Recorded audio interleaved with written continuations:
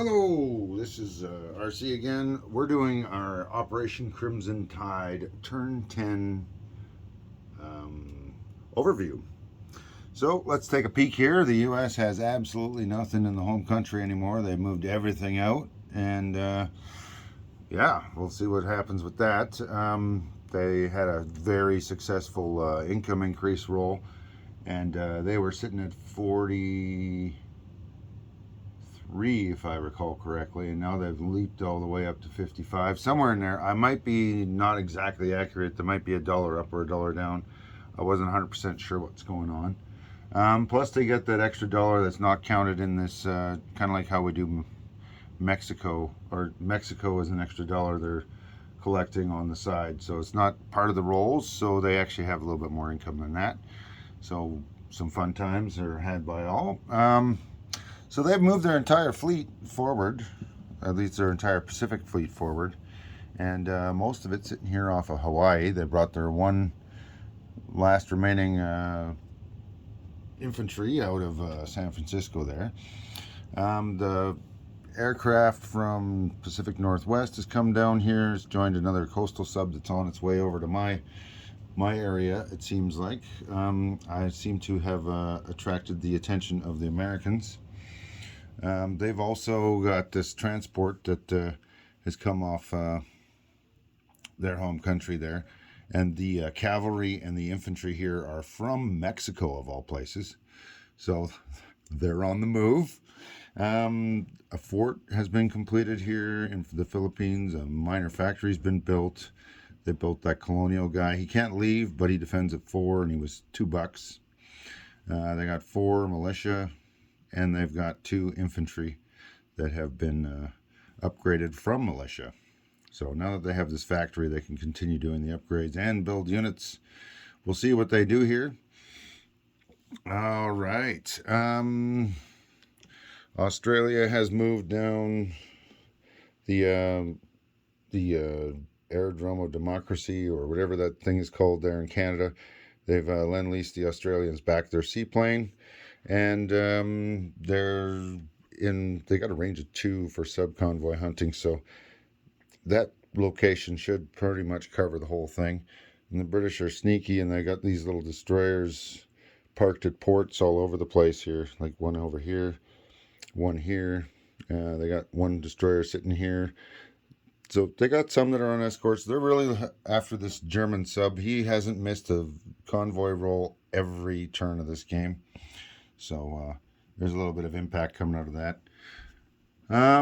Let's see, what else did the British got? They bought a supply token for the KMT for next turn for the air transport to deliver. I'm trying to think if they've upgraded their shipyard. I'm not sure what they built unit-wise here. I can't recall. Oh, I think they lend-leased I don't know what economy anymore. It might have been the FEC. It might have been Canada. I can't remember. Somebody lend-leased an artillery to the KMT here through the Burma Road. I wish I could shut that down, but I had a strategy that we were going to keep the Americans out of the war. We only gave them $5 from China and $5 from attacking the British and the French by Germany. Russia declared war on us. That gave the Americans 0 increases. But miraculously, in 4 turns, he's rolled up from 16 to 55.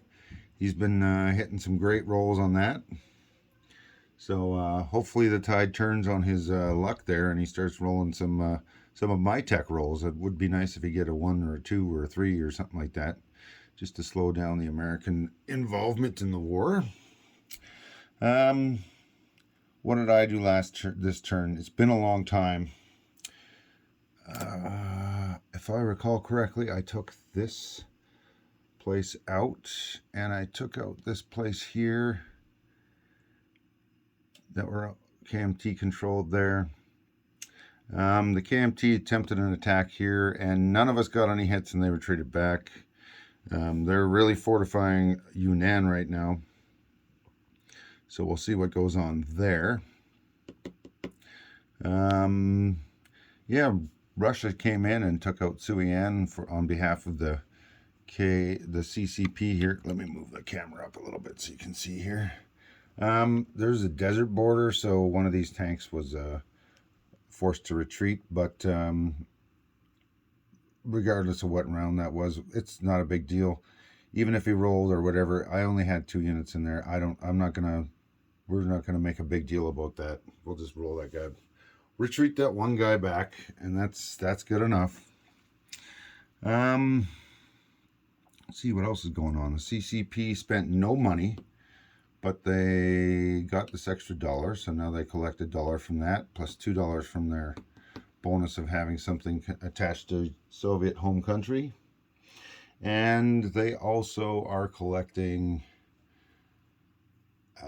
2 extra dollars that got lend-lease to them, so they got $5 this turn. And they don't have a supply path, but Russia's been using that air transport here in Novosibirsk to send in $2 to the CCP every turn. This is one of those actions that can be taken with the China at war expansion, just like this air transport down here has been dropping off a second supply marker that upgrades a militia to an infantry. Plus, they can also lend-lease anything else as per normal rules. So it's been a bit of a struggle here, but I've been fighting everybody's economies here in China, and you know, it is what it is. It's been fun. I actually enjoy a challenging game, and this one has been rather challenging as Japan, so it's really forcing me to double think everything that's going on. Russia took over Eastern Manchuria as well last turn, and I think it's the Canadians and the Americans have lend-leased, I could be wrong on who it was, an infantry and an anti-aircraft gun to Primorsky Krai here on the coast. So yeah, we'll see what Russia does next in turn 11 here, because depending on what everybody else is doing, I need to, you know, flow my strategy needs to flow around what's actually on the board, not what I wish it was. So yeah, so that's what's going on. Russia was it this turn? Yeah, I think it was this turn. Russia had their declared war last turn, so this turn they had all that money to build units, and they built 51 militia, and they upgraded a factory over here. They started a fortification over here. They completed a fortification over there, and they built two what do you call them? Two Katyushkas. So we'll see what happens here. Russia did successfully counterattack in Kursk and eastern Ukraine. And did they take anything else? I can't remember. There was a battle over here in western Ukraine, but end result is 2 Katyushkas retreated and 1 artillery and 2 infantry for the Germans remain. All right. Let's flow up since I'm already showing all this stuff up north. Ooh, there's so many units in Europe. All right. The Germans are getting convoyed by a French sub and a British coastal sub. The Germans also got counterattacked over here by the Russian Navy that was in here. And the Russian Navy wiped itself out, but it did knock down the Germans to 2 coastal defense ships and 2 transports. So see what those 2 guys are doing with that. Germany did take the what do you call it there, the shipyard away from the Russians up there, so they can't build any more ships up there, so we'll see what happens. British came in and they did an amphibious assault over here with 1 guy. It was a walk-on, so we'll see what happens there. They've been concentrating a lot of forces in here, spending almost all their money nearly exclusively up there. And I think they've been building ships every turn and whatnot. So they got a rather substantial navy. It's a reason to give pause to the Italians, the Japanese, everybody else. Their navy build has been rather impressive. Since I'm here, what else has happened? Nothing happened on the seaboard on this side with the Americans. Last turn they put out some convoy escorts, and they did nothing this turn on this side, and there's no units that got built. So they do have one medium bomber in southern US, and New York has an infantry. All right. There was a bit of a battle here where these two subs are, just off of Portugal. The Germans came in with 4 subs. They managed to take out a light cruiser, a destroyer, and a light carrier, along with a tactical bomber that was on the carrier. The reason the subs took out the tactical bomber is the plane had nowhere to land, because it only has a range of 1, and they can't land in Portugal, Leon Castile, and they can't reach Gibraltar because they got 1, right? This would be 2. So as a result, they lost their aircraft over there. Let's see what else happened. The British have reinforced here, but they have not. Their range was too far to do combat air patrol. So this light carrier is likely here to hunt this batch of subs again. Trying to think here. Some British have been moving some units out of Aden and moved a couple units up here on a transport. They did some cruiser cross paths between here and here. That was primarily because there was this sub in the location, but I guess it's been clarified in the FAQ or somewhere in there that a sub will not interdict non-combat movements. It is not capable. So the reason for those cruisers coming along was in case they needed to be a screening force, but you can only do a screening force on a combat move, which means the submarine can't do that. So we're done. So that's no longer a factor in here, which also means that this submarine here won't do anything, and the 2 German subs up here can't do anything. I'm trying to remember what Italy did now that I'm... Well, let's see. Take a look at what France did. I don't know if they built anything over here. They might have built this militia. I cannot recall. Or else maybe it got land-leased. I can't remember. They did come in and attack this sub along with the British. They both were unsuccessful, so the sub still stands there. And they did a bunch of naval shuffles, but I'm not sure exactly what's gone on with that. Let's see, what else do we have here? Oh yeah, the big deal here is Turkey got aligned to the Italians. So I just left the stuff here to show you what's going on. I'm just going to slide that up a little bit. So there was actually an extra $1 in there that the Italians sent in. So they've got $5, $10, $11, $12, $13 that should be in here.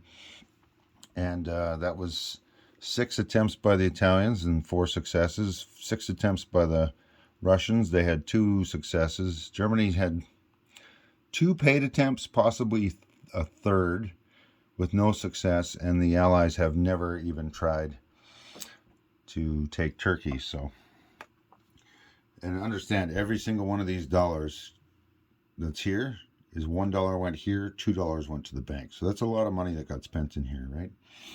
So keep that in mind. That was a bit of a money pit for the players that were actually involved in that.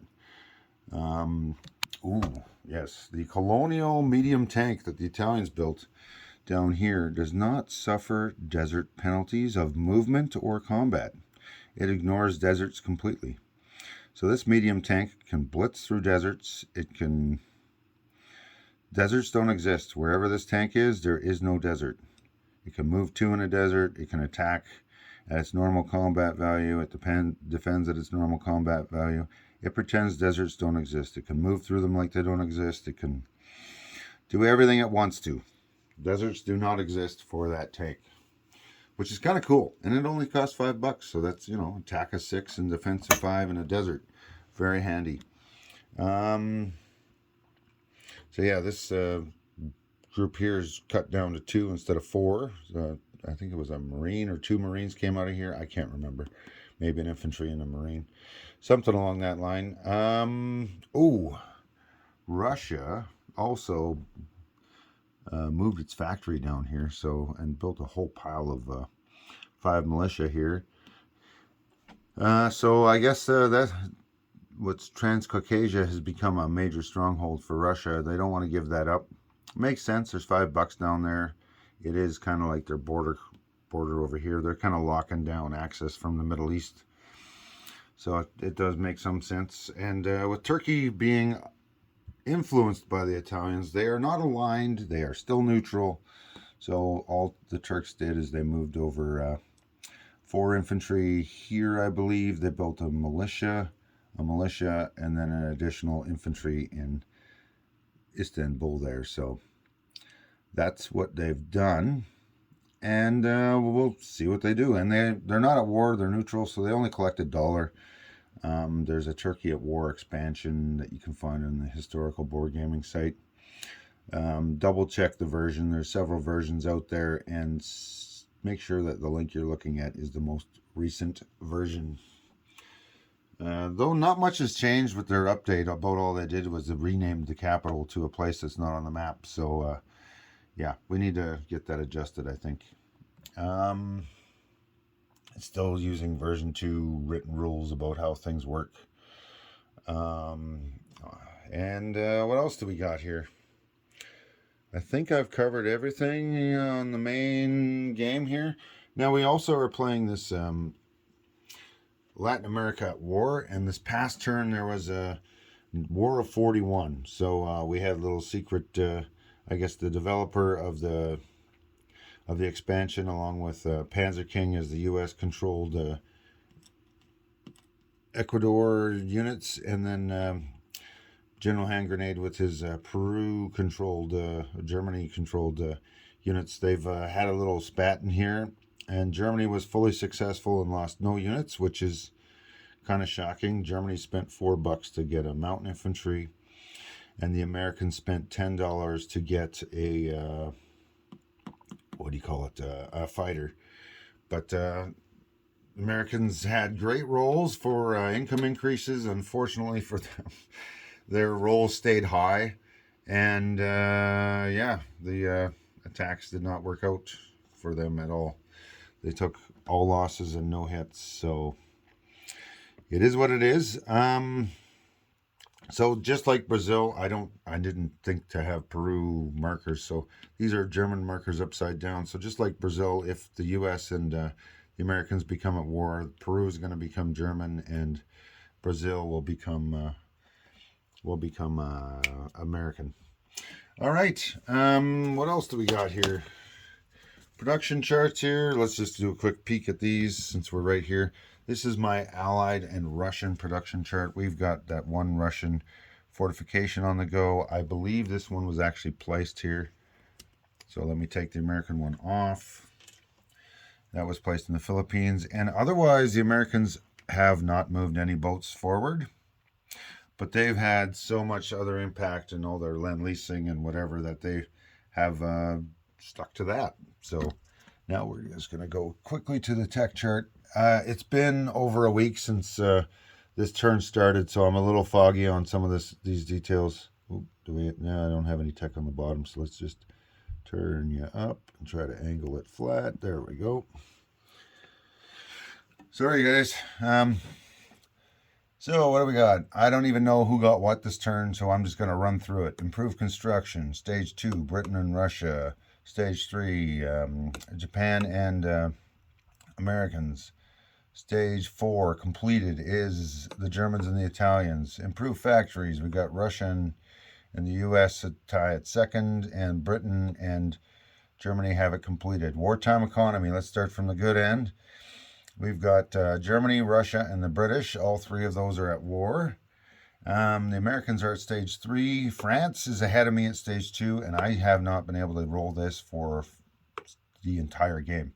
I rolled it once. So this is 10 turns where I've rolled at a wartime economy. Oh, no. First turn I only had 1 factory. I only rolled this one. So yeah, I've literally been rolling these 3 techs since turn 2 or 3, whatever turn I got my 3rd factory. Radar, we've got the Germans at stage 3. Strategic rockets, the Americans are stage 2. Advanced anti-submarine warfare, Britain at stage 1. Advanced subs, Germany at stage 1. Long-range aircraft. I think we got everybody on the board here now. We got the Italians at stage 1. We've got Japan, Russia, and French tied at stage 2. We've got the British at stage 3, and we've got the Americans and the Germans at stage 4. Heavy bombers, Americans stage 3, Germany and Russia at stage 2. Nobody else on there. Jet fighters, we've got Germany at stage 1 and the Americans at stage 4. Heavy armor, we got stage 2 for the Russians. And then advanced mechs, Germany is in stage 3 and Russia has it complete. Advanced artillery, Germany is at stage 1 and Russia has it complete. And if any of these totals are discrepancies from the actual player, like if Germany's got different things than I have on the board, follow Germany. Same with Russia, same with the US. I'm watching somebody else's YouTube video, trying to slow it down, pause it, make sure I got stuff right. So there's the chance that some of these totals are incorrect. In which case, we go with the player who owns the item. All right, now I'm gonna wander. This is a really nice.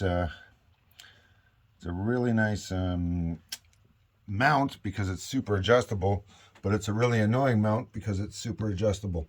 So I'm just going to move this here, and I'm going to start talking about the build chart for the Axis. So as you can see, Japan has moved nothing on that board. My whole purpose for that was I was trying to keep, well, these three here I don't get unless I go to America and me being at war. So me and the US are not at war, so ignore that. These two, just like the Americans, same units, same position, both haven't moved. The Germans have advanced a battleship to stage 2, and the Italians have moved 2 battleships from stage 3 to stage 2. Don't think Germany did anything with this past turn. So the Italians are in a race with the Germans, and we'll see who makes it to the end first. Not really a race, but you know. What? Not? All right. So there's been some movements up here. I can't recall exactly what's happened. So January 41 is complete. And like I was saying, American increases couldn't start till July 39. So 1, 2, 3, 4 turns. They've moved from 16 to 55. And again, caveat, any of these totals are incorrect. If any of these totals are discrepancies from the actual owner, like the Americans or the British or whoever, follow their thing. So we're moving from January 41 to July 41. Hopefully the Americans don't get to 63. They only need 1, 2, 3, 4, 5, 6, 7, 8. So if they roll an 8 or higher, and that's what they've been doing all game here, they're capable of joining the war. They don't have to though, but they have the option. Germany's at 53, Russia's at 42, plus they got $2 here from conquered territories, and the Americans also have $1 here from Mexico. Japan's at 27, Britain's at 21, FEC's at 14, Italy's at 10, Anzac and the Free French are at 7, Canada and Brazil, which will become American when they go to war with Germany, if they go to war with Germany, is 6. The Vichy are at 3. KMT is at 2, along with Russian extra income. We're keeping this sleeping bear roll separate from this. And if somebody happens to take losses that are greater than the difference of this, we take them off of here. So this went negative last turn. And then the CCP are at $1. All right, so that's it for me. Hope you enjoy the review, and if you don't want to watch this, don't. It's a review in case you don't have the time in your life to watch the entire game. I often have too many YouTube videos I want to watch and too many other things I got to do with my life, you know, so I can't always watch every video. And if somebody wanted a synopsis of a turn, that's the purpose of this. If you don't like them, don't watch them. And if you do like them, watch them away. Enjoy.